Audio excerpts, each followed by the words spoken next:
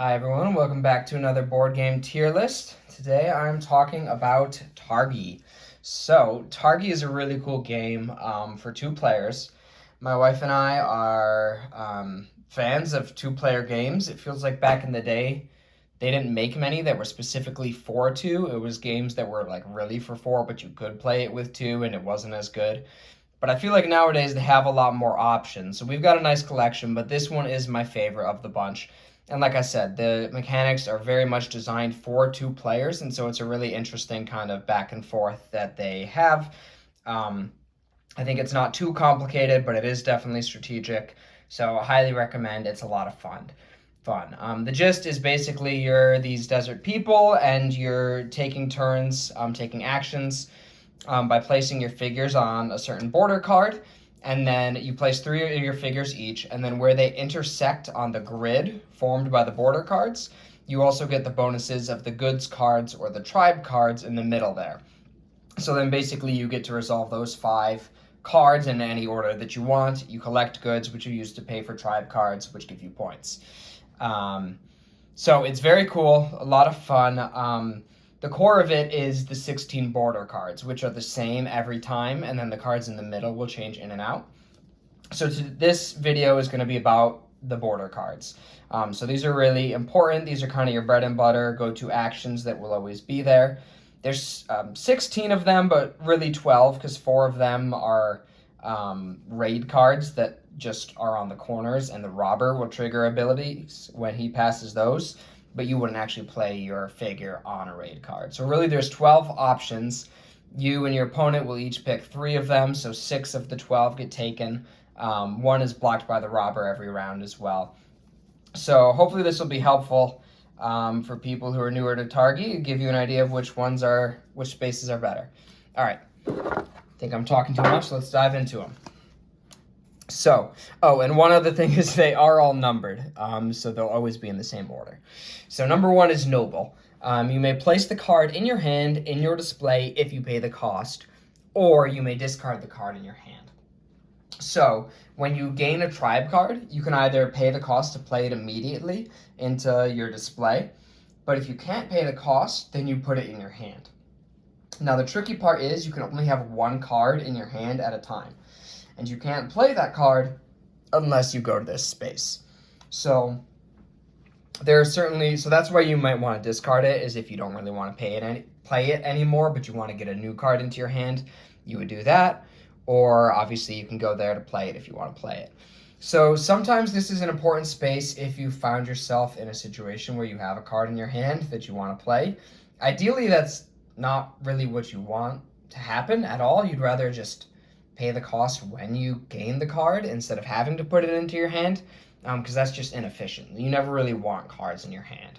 So because of that, why not just come out swinging? I'm going to put Noble in F. I don't want to be going to that space. Okay, number 2. This is real straightforward. It just gives you a date, which is one of the main kind of 3 resources of the game. So it's not like super powerful, but it is helpful. Yeah, I think I'm actually going to put that in B. That's just solid. It doesn't, like I said, it doesn't seem exciting, but I actually find myself going to those more than I would think, just because getting a good is never going to be a bad thing. You're going to end up using it at some point. So it's just helpful. All right, this is the same one, except it gives you 1 salt.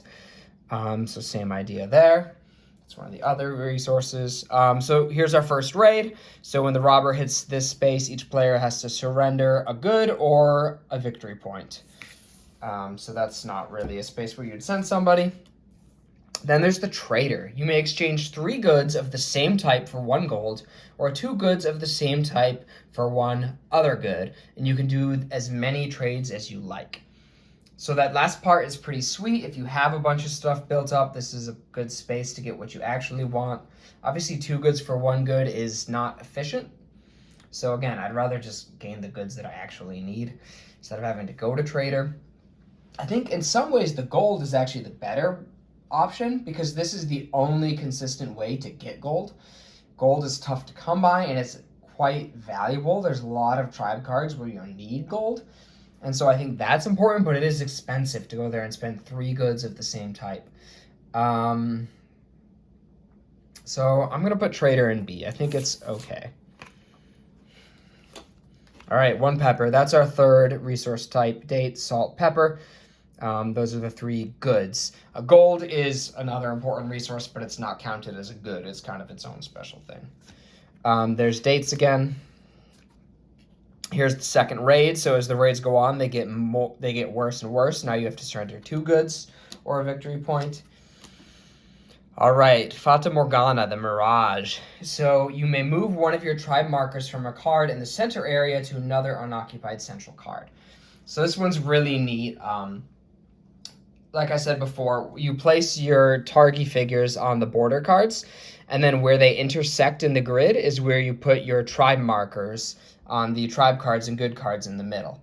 So this one allows you to move to a different spot that you want more, even if your opponent blocked you from going there before, or if you didn't really want to go on the border cards that lined up with it, you can still get to it. I actually like this one a lot. I think it's super cool, helpful, flexible. It just gives you a lot of options and allows you to get the stuff that you actually want. So I'm going to put that in S. That one's really sweet. Silversmith. Now, this one's only once per turn, unlike the trader. And in this one, instead of trading goods for goods, you're trading goods for points. So 2 goods for 1 point, or 4 goods for 3 points, or 1 gold for 2 points, or 2 gold for 4 points. So a lot of options. I think probably the best option here is the 4 goods for 3 points because it's just more efficient. If you have a lot of goods, that's a good way to use them. If you have like a bunch of dates for some reason that you don't know what to do with. Yeah, but generally I don't love this. I'd rather just get goods that are going to buy me my tribe cards. That's how you're really going to win. This doesn't help your engine. It just gives you a few points. So I think I'm going to pop that in C. 1 pepper. Here's another raid. Now you're up to 3 goods or 2 victory points. Caravan. Draw the top goods card from the draw pile and take whatever is depicted on it. Then discard the card. Yeah, so this one's really cool. It's fun, introducing kind of an element of chance. I'll do a video on the good cards next, but basically any good card is going to be more valuable than any of these. It's going to be at least 1 good, sometimes 2, sometimes a gold, sometimes you'll get a choice between different goods. So the randomness is a bummer, but I actually like this one a lot. Like, goods are always going to be helpful. As long as I wouldn't go to this space thinking, oh, I really need a date, because then you're setting yourself up to flip the wrong card. But if you just want general resources, this is just, you can't go wrong going to this space. So that's going to be S. Okay, tribal expansion. Turn over the top tribe card from the draw pile. You may display it immediately if you pay the cost, or you can take it into your hand or discard it. So it's a lot like the Caravan, except where this was the top good card, this is the top tribe card. Still, I think can be helpful because it just gives you a new card that wasn't in the grid before, but it's a lot trickier. Because you can pretty much always take more goods, but you can't just take more tribe cards because you can only have one in your hand.